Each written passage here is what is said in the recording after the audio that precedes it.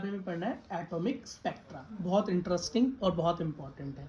इसका क्या मतलब है, मान लो ये बेटा हमारे पास एक शीट है, मेटल की शीट मान लो, या कोई ऐसी शीट है इसमें बहुत सारे एटम है, ठीक। हमने इसे नीचे से गर्म किया, हीट किया, गर्म किया, हीट किया। हीट करेंगे तो इसके इलेक्ट्रॉन में एनर्जी जाएगी और इलेक्ट्रॉन बेटा क्या आएगा, बाहर आएगा, रेडिएशन हीट छोड़ेगा ना। इलेक्ट्रॉन बेटा पहले तो गर्म होकर बाहर जाता है, ऊपर शेल में जाता है, और फिर वापस नीचे आते हुए क्या करता है, अपनी एनर्जी छोड़ता है। तो जब छोड़ता है तो बेटा वो रेडिएशन फेंकता है। क्या फेंकता है, रेडिएशन फेंकता है। विजिबल रेडिएशन फेंकता है, कई बार दिखाई भी देती है।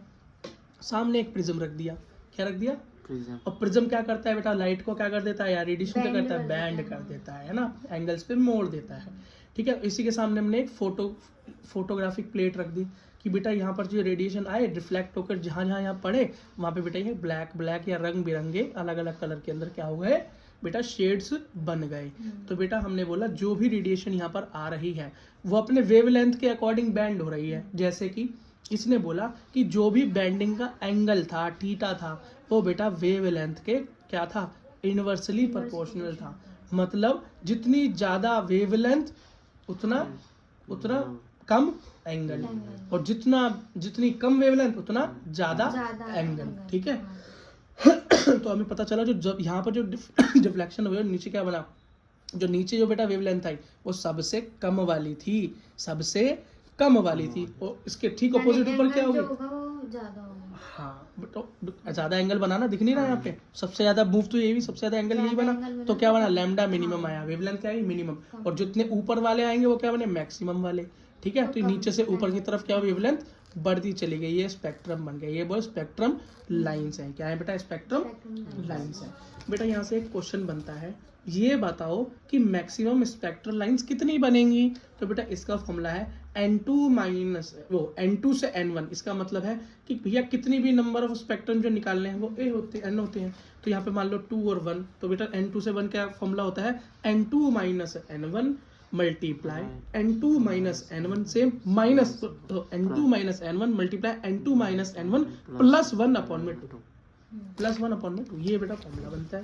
बेटा क्वेश्चन क्या बना, इन आ हाइड्रोजन एटम, एक हाइड्रोजन का एटम दे रखा है, ठीक है। ये बोल रहा है एक electron are present in 5th orbital, maximum spectrum line बताइए। नंबर ऑफ ऑर्बिट गिवन है।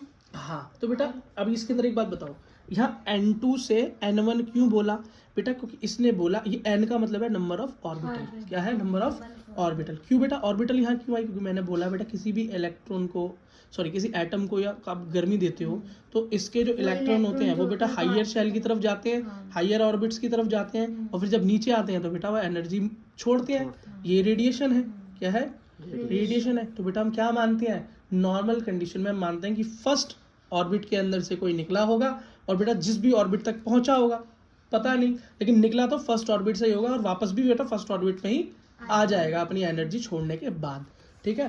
तो यहाँ पर क्या दिया, इनने बोला है हाइड्रोजन का एक एटम है, ठीक है, इलेक्ट्रॉन इसके अंदर जो प्रेजेंट है वो 5th ऑर्बिट में है। कहाँ है, 5th ऑर्बिट में, मतलब ये 5th ऑर्बिट पे पहुंच गया, कुछ एनर्जी ऐसी मिली कि वो 5th ऑर्बिट में पहुंच गया। अब बेटा वापस तो एक में ही आएगा ना, और फिर एनर्जी छोड़ेगा तब तो स्पेक्ट्रम लाइन बनेगी आगे प्रिज्म से गुजरने के बाद, तो वो कितनी बनेगी ये पूछा हुआ है, इस तरह का क्वेश्चन आता है। तो ये सेकंड दे रखी था ऑर्बिट जो है बेटा ये दिख रखा है वो कहाँ पहुंचा एनर्जी लेने के बाद। मान लो ये मेरा स्ट्रक्चर है, तो ये मान लो कि हमारे बीच में ऑर्बिट्स है, ये मान लो हमारी 5th ऑर्बिट्स है, फिर 5th ऑर्बिट है, और ये मेरी फर्स्ट ऑर्बिट है, क्या है, फर्स्ट ऑर्बिट है। तो मैंने बोला कि भैया मैंने इस इलेक्ट्रॉन को, उसको एटम को एनर्जी दी जिससे कि इलेक्ट्रॉन एनर्जी लेके 5th ऑर्बिट में पहुंच गया, 5th शेल में पहुंच गया, लेकिन अब वो बेटा एनर्जी को लूज करेगा बोर के मॉडल के अकॉर्डिंग, और वापस 1 में आ जाएगा। तो वो यही पूछ रहा है, फिर जब जो एनर्जी निकलेगी और जब प्रिज्म से गुजरेगी तो स्पेक्ट्रम फोटो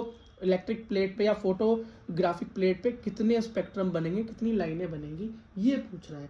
तो बेटा n2 वो होता है जहां पर वो लास्ट में पहुंचे, और n1 जहां से शुरू करे। तो बेटा n1 अगर दे रखा हो कि भैया दूसरी से चालू किया, तीसरी से, तो बेटा उसको हम कुछ भी लिख देंगे जो भी हमको दे रखा हो, लेकिन यहाँ पर दे तो रखा नहीं है, तो सीधा ये बोल रखा है 5th ऑर्बिट में पहुंच गया। तो हम ये मानेंगे कि भैया फर्स्ट से ही चला होगा, इस कंडीशन में क्या मानेंगे कि फर्स्ट से ही चला होगा। तो पहली ऑर्बिट n1 क्या हो गई 1, और लास्ट जहां पहुंचा हो गई 2। बस बेटा इस फॉर्मूले में n2 और n1 की जगह पुट कर देना, और आपका आंसर है 10 स्पेक्ट्रम लाइंस बन जाएंगी। क्वेश्चन आई होप समझ में आया होगा। बेटा एक चीज और देखो, जितनी भी बेटा स्पेक्ट्रम लाइंस बनती हैं उन स्पेक्ट्रम लाइंस के बेसिस पे बेटा हर किसी का एक नाम दिया हुआ है। क्यों? इसे करने वाले साइंटिस्ट के बेसिस पे। जैसे कि इन्होंने बोला कि बेटा स्पेक्ट्रम लाइन के भी 5 डिविजन्स हैं। पहला लाइमन, बाल्मर, पास्कन, ब्रैकेट और पी फंड। क्या? लाइमन, बाल्मर, पास्कन, ब्रैकेट और पी फंड। कैसे बेटा? अगर इसने बोला इलेक्ट्रॉन ऊपर से नीचे की तरफ मूव करता है, मतलब एनर्जी लेके ऊपर गया होगा, फिर जब नीचे आता है तो एनर्जी छोड़ता है।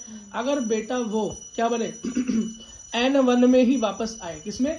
N1 में, हाँ वापस आ जाए। कहाँ? ऊपर से N1 में वापस आए, जहाँ हाँ N1 मैं मानता हूँ N1 से शुरू किया था, जहाँ भी ऊपर गया वापस आ गया।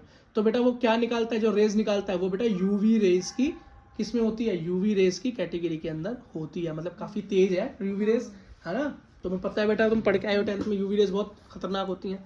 अगला, अगर ये बोलता है if higher orbit n equals to 3, मतलब लास्ट में वो 2 तो रह गया 1 के बाद, अगर 2 तक जाए, कहाँ तक जाए बेटा? 2 तक जाए। इलेक्ट्रॉन एनर्जी गेन करके कहाँ तक जाए? 2 तक जाए।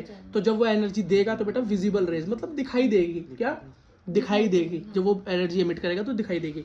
उसको बोलते हैं बेटा बाल्मर सीरीज। जब 2 तक जाए, जब 2 तक, और कौन सी ऑर्बिट तक जाए?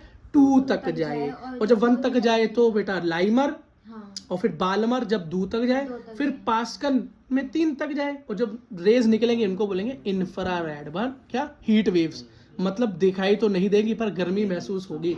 अगला ब्रैकेट। क्या? ब्रैकेट के अंदर क्या है? 4, और बेटा पी फंड में 5, और यहाँ भी इंफ्रारेड, यहाँ भी इंफ्रारेड। तो बेटा यहाँ से नीट का क्वेश्चन बन सकता है कि स्पेक्ट्रम लाइन में कहाँ पर बेटा n इक्वल्स टू 1 होता है, तो वो कहाँ दिखाई देगा? यूवी, विजिबल, इंफ्रारेड, इस तरह से ऑप्शन हो सकते हैं। तो आप विजिबल पे यूवी पे लगा दोगे, 2 में विजिबल पे लगा दोगे, 3 में इंफ्रारेड, इंफ्रारेड, इंफ्रारेड। पर याद होना चाहिए शुरुआत होती है लाइमर, बाल्मर, पास्कन, bracket, P fund. P fund last में फ्री फंड में आ गया, ऐसे याद रखना। और लाइमर से चालू हुआ, लाइमर से चालू हुआ, फिर बी पी बी। क्या? बी पी बी, बस ऐसे याद रखना। पर बेटा बी से तुम यहाँ ब्रैकेट मत कर देना। बस मैं तो आपको बताता हूँ कि आप सीधा सीधा याद करो, लाइमर, बाल्मर, पास्कन, ब्रैकेट, पी फंड, बस। ठीक। और यही बेटा क्या है इसका सीधा सीधा वो है तरीका।